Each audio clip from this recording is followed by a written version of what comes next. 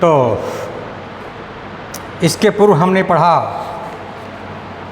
राजनीति विज्ञान के अध्ययन के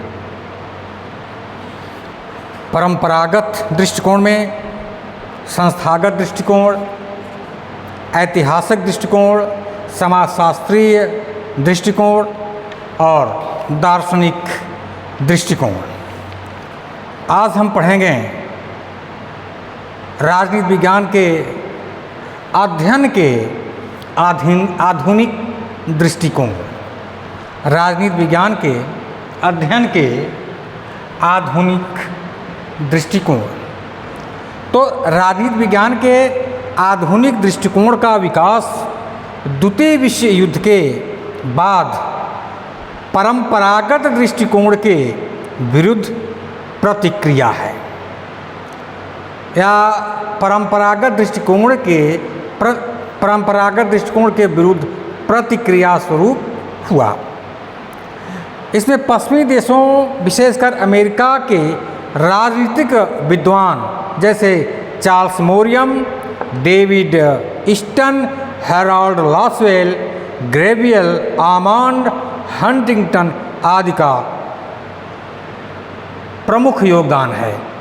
तो कौन कौन से विचारक हैं पश्चिम देशों के? जैसे कि अमेरिका के कौन से विचारक हैं? Charles Merriam,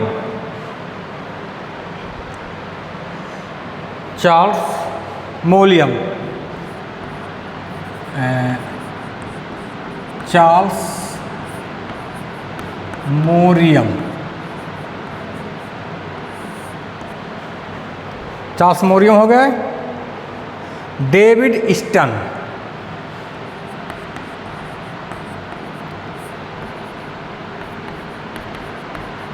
David Easton, Charles Merriam, David Easton, Harold Lasswell, Harold Lasswell, Harold Lasswell, Gabriel Almond, Gabriel Almond, Gabriel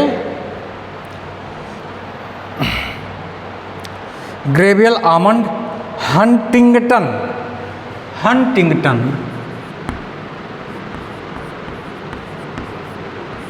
Huntington. तो आदि विद्वानों का आधुनिक दृष्टिकोण में योगदान महत्वपूर्ण रहा। तो निम्न बातों पर, जैसे आधुनिक दृष्टिकोण में परंपरागत दृष्टिकोणों के प्रतिकूल निम्न बातों पर ध्यान दिया गया है। वो क्या है उसको देखिए। आधुनिक दृष्टिकोण में या राजनीति विज्ञान के सैद्धांतिक अध्ययन के स्थान पर, राजनीति विज्ञान के सैद्धांतिक अध्ययन के स्थान पर राजनीतिक व्यवहार के अध्ययन पर विशेष जोर दिया गया। पहला क्या है? राजनीतिक व्यवहार के अध्ययन पर जोर दिया गया। दूसरा है मूल्य निरपेक्ष अध्ययन पर जोर दिया गया।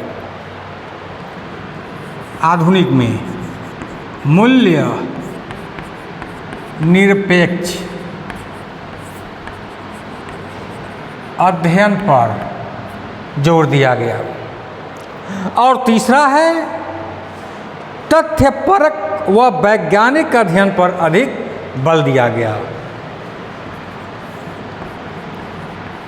तथ्य परक व वैज्ञानिक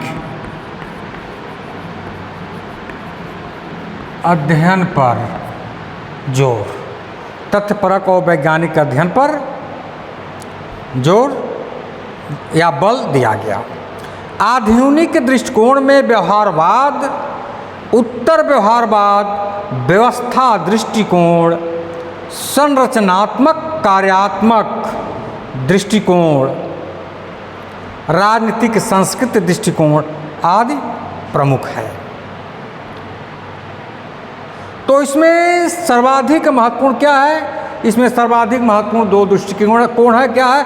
व्यवहारवाद तथा उत्तर व्यवहारवाद दृष्टिकोण के बारे में हम लोग यहाँ पर पढ़ेंगे। राजनीति विज्ञान के अध्ययन के आधुनिक दृष्टिकोण में व्यवहारवाद और उत्तर व्यवहारवाद के संबंध में हम पढ़ेंगे। तो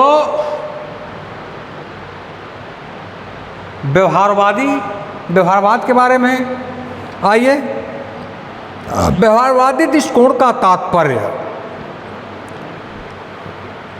द्वितीय महायुद्ध के पश्चात परंपरागत राजनीति विज्ञान के विरोध में एक व्यापक क्रांति प्रारंभ हुई, जिसमें सभी समाज विज्ञानकों को प्रभावित किया। इस क्रांति को ही व्यवहारवाद का नाम दिया जाता है। यह व्यवहारवादी क्रांति नए राजनीति विज्ञान के साथ इतनी अधिक जुड़ी हुई है कि इसे राजनीति के वैज्ञानिक अध्ययन का सहचर कहा जा सकता है। व्यवहारवाद अनुभवात्मक और क्रियात्मक है। व्यवहारवाद कैसा है? व्यवहारवाद जो है, यह व्यवहारवाद अनुभवात्मक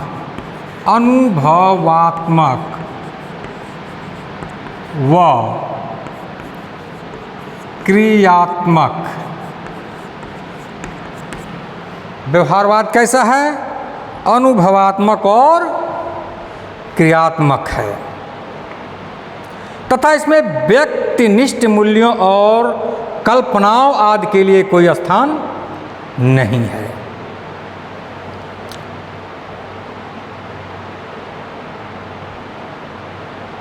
व्यवहारवाद का प्रणेता कौन है? व्यवहारवाद का प्रणेता डेविड स्टन है। व्यवहारवाद का प्रणेता कौन है? David Easton. महत्वपूर्ण है। व्यवहारवाद का प्रणेता कौन है? डेविड स्टन है। डेविड स्टन व्यवहारवाद के संबंध में लिखते हैं कि या व्यवहारवाद के संबंध में बताते हैं कि व्यवहारवाद वास्तविक व्यक्ति पर अपना समस्त ध्यान केंद्रित करता है। व्यवहारवाद वास्तविक व्यक्ति पर अपना संपूर्ण ध्यान या समस्त ध्यान केंद्रित करता है। व्यवहारवाद के अध्ययन की इकाई मानव का ऐसा व्यवहार है जिसका प्रत्येक व्यक्ति द्वारा पर्यवेक्षण, मापन और सत्यापन किया जाता है। व्यवहारवाद राजनीतिक व्यवहार के अध्ययन से राजनीति की संरचनाओं, प्रक्रियाओं आदि के बारे में वैज्ञानिक व्याख्याएं विकसित करना चाहता है। डेविड ट्रूमैन के अनुसार व्यवहारवाद से अभिप्राय है कि अनुसंधान व्यवस्थित हो तथा उसका प्रमुख आग्रह आनुभविक प्रणालियों के प्रयोग पर होना चाहिए। अब क्या है रॉबर्ट ए डहल के विचार? रॉबर्ट ए डहल, इसको मिटाना ही पड़ेगा। रॉबर्ट ए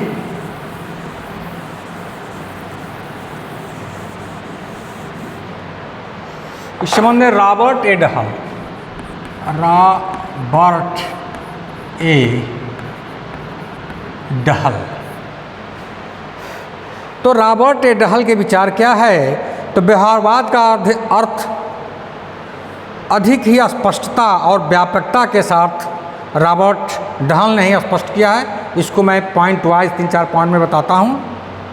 पहला है, यह परंपरागत राजनीति विज्ञान के विभिन्न उपागमों जैसे ऐतिहासिक, दार्शनिक, विवरणात्मक, संस्थात्मक आदि के विरुद्ध एक प्रतिक्रिया है। दूसरा है, यह एक ऐसा आंदोलन है जिसका उद्देश्य राजनीतिक अध्ययन को आधुनिक मनोविज्ञान, समाजशास्त्र और अर्थशास्त्र में विकसित सिद्धांतों, पद्धतियों, खोजों और दृष्टिकोण के निकट संपर्क में लाना है। तीसरा है, यह एक ऐसा प्रश्न है जो राजनीति विज्ञान के अनुभविक तथ्यों को अधिक वैज्ञानिक प्रदान करता है। और चौथा है, इसका उद्देश्य शासन संबंधी सभी घटनाओं को मनुष्यों के एक ऐसे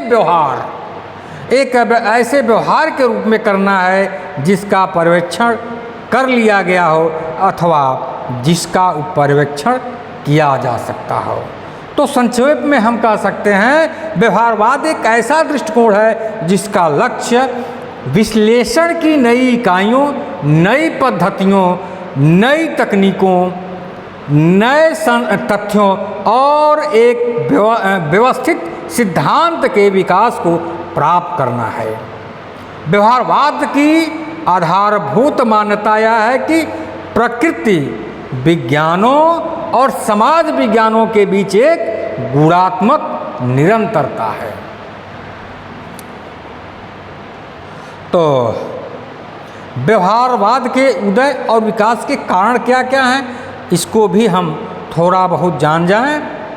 तो इसको हम जानते ही हैं, द्वितीय महायुद्ध के बाद शासन तथा राजनीति के अध्ययन में व्यवहारवादी अध्ययन पद्धति को अधिक महत्व दिया गया। यह अध्ययन पद्धति 20वीं शताब्दी की एक महत्वपूर्ण देन है, जिसने विकसित करने का श्रेय अमेरिकी राजनीति वैज्ञानिकों शिकागो आंदोलन को है। व्यवहारवाद को विकसित करने का श्रेय किसको है? शिकागो आंदोलन को है। व्यवहारवाद के उदय और विकास के मूल में अनेक कारण निहित हैं, जिसमें एक दो कारण को तीन चार कारणों को मैं बता रहा हूँ। पहला, परंपरागत अध्ययन पद्धतियों के प्रति असंतोष। तो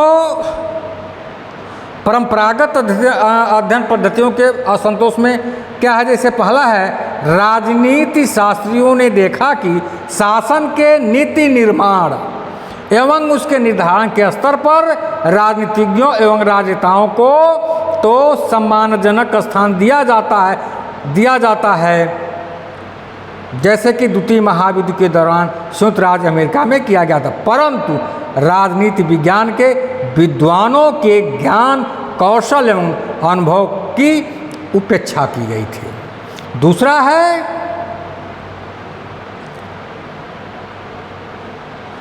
राजनीतिज्ञों ने यह अनुभव किया कि उनके अध्ययन विषय में सैद्धांतिक पक्ष के विवेचन अध्ययन पर ही बल दिया जा रहा था, जो पर्याप्त एवं विश्वसनीय नहीं हो सकता। तीसरा है, दो महायुद्धों के बीच के काल में फांसीवादी, नाजीवादी, प्रतिवादी एवं एकाधिकारी प्रवृत्तियों के उदय, विकास एवं लोकप्रियता के कारणों के विश्वसनीय तर्क तथा निदान परंपरागत प्रवृत्ति में संभव नहीं थे। तो राजनीति शास्त्रियों ने पाया कि राजनीतिक क्रिया प्रतिक्रिया व्यवहार की सम्मतता के अनदेखा करने से राजनीतिक वास्तविकता का ज्ञान सीमित होना स्वाभाविक है।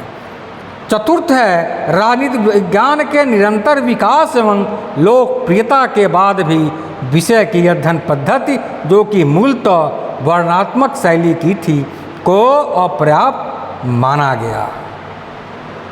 अब दूसरा क्या है? अन्य सामाजिक विज्ञानों से प्रेरणा। तो अन्य सामाजिक विज्ञानों में अध्ययन के नवीन तरीकों और उपकरणों के प्रयोग को प्रोत्साहन